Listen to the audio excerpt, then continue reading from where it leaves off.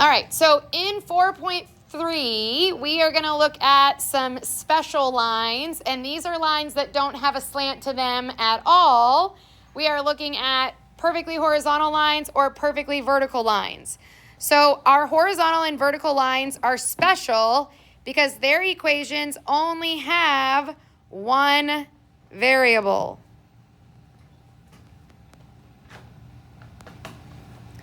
So in all the equations that we were graphing in 4.2, they had a y and an x. Y equals mx plus b. So both variables were there, y and x. Horizontal and vertical are only going to have one of those letters, either just a y or just an x. So our horizontal lines will be written in the form y equals b, where whatever that value of b is, that's going to be the line's y-intercept. So if you just have y equals a value, that's going to be a horizontal line that goes through whatever that number is on the y-axis. A vertical line is going to be written in the form x equals a. And again, don't get too stuck up on like the a or whatever. That's just the variable they chose to use for x equals some number, where that value is going to be the line's x-intercept. Okay? So I've got this little acronym here, HOI-VUX, and this is what I'm going to say like over and over again, and I've even got it on little posters over here, HOI-VUX, so that you don't forget the difference between a horizontal and vertical line. So that HOI acronym, the H, and you can kind of doodle in this space however you want. You don't have to do what I'm going to do. But that H is to remind us that we're talking about our horizontal line here. So that H is because it's going to be horizontal. Then that O in the middle is because horizontal lines have a 0 slope. So that O represents the slope of a horizontal line. Horizontal lines have a slope of 0.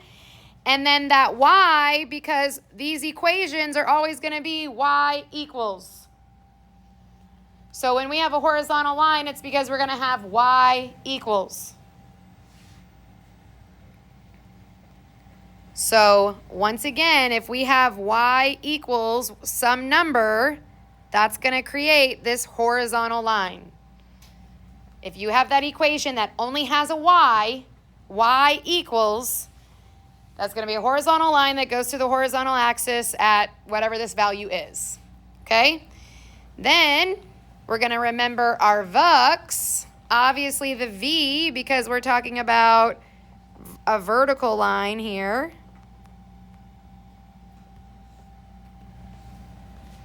So we've got our vertical line. And then that U is because vertical lines have an undefined slope.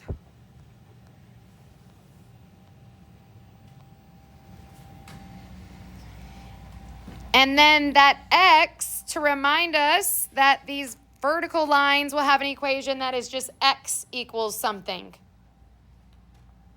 So our vertical lines, the only variable that they have is the X, and their equation is going to be X equals something. So if you just have X equals some number, that is going to represent a vertical line.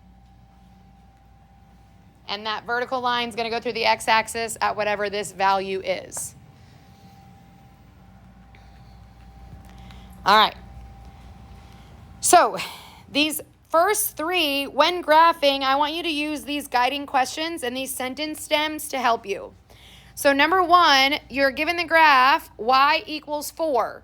So I want you to ask yourself, if y is the only variable I have, if it's y equals 4, is that going to be my HOI or my VUX? The HOI, which means when I graph this, it's going to be a horizontal line. And that means it's going to cross the y-axis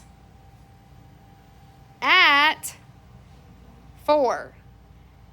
So this is a horizontal line that crosses the y-axis at 4. So then we come up to the y-axis at 4. That's right here. So we draw that horizontal line that goes through the y-axis at 4. And now you've just graphed y equals 4.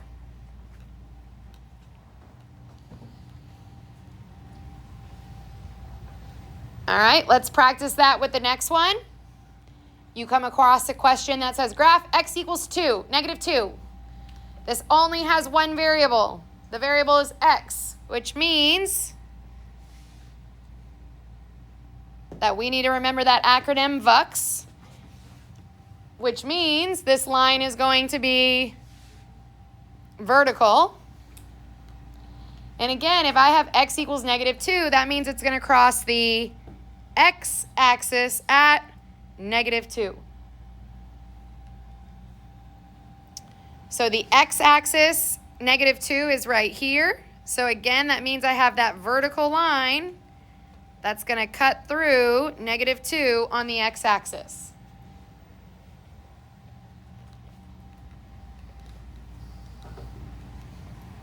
And the last one using these, and then we'll just do a couple more practice. Number 3 is graph y is equal to negative 1. So again, if I only see one variable, that means it's a special case. And if it's y, that's going to mean hoi, which means it's going to be horizontal, which means it's going to cross the y-axis at negative 1.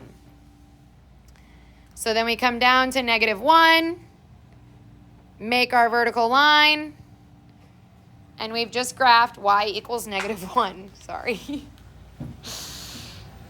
All right.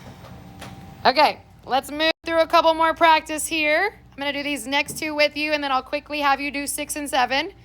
Mostly I need to do number 4 with you because that's a typo. There's not even 7s on the grid, so let's just change it to a 5. How about that? We're just going to cross this out and make it x equals 5. But we've only got one variable, and that variable is x. So that is going to be our VUX acronym, which means that's going to be a vertical line because we have x is equal to 5. So we're going to have a vertical line that goes through the x-axis at 5.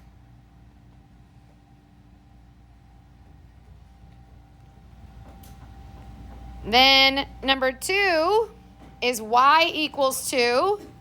So a special case because we only have the y. And remember that y tells us that this is going to be hoi, which means it's going to be a horizontal line that goes through the y-axis at 2.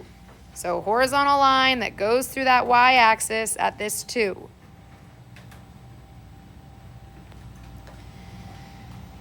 And I'd say I'm going to let you guys do 6 and 7, but most of you already have done 6 and 7, so I'm just going to keep moving on. We got y equals negative 5. So again, that y tells us we need to think that means hoi, which means horizontal. So we've got that horizontal line that goes through negative 5. And then the last one, number 7, is x equals negative 3. So if x is my only variable, I need to remember that that means that VUX acronym. So it's going to be a vertical line that goes through the x-axis at negative 3.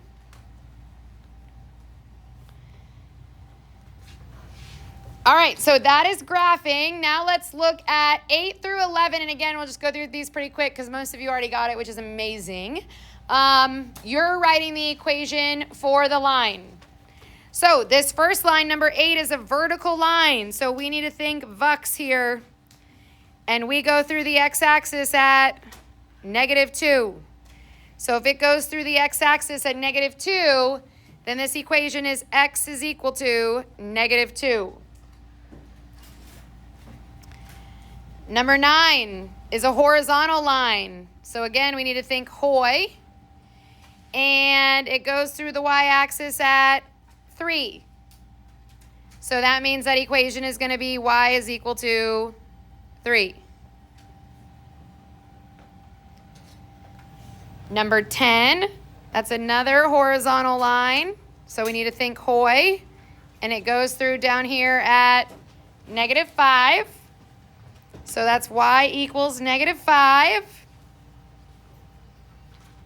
And our last one, number 11, it's that vertical line, so we need to think vux.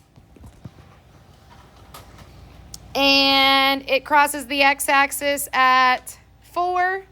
So that means our equation is x is equal to 4. Horizontal and vertical lines, easy? Great.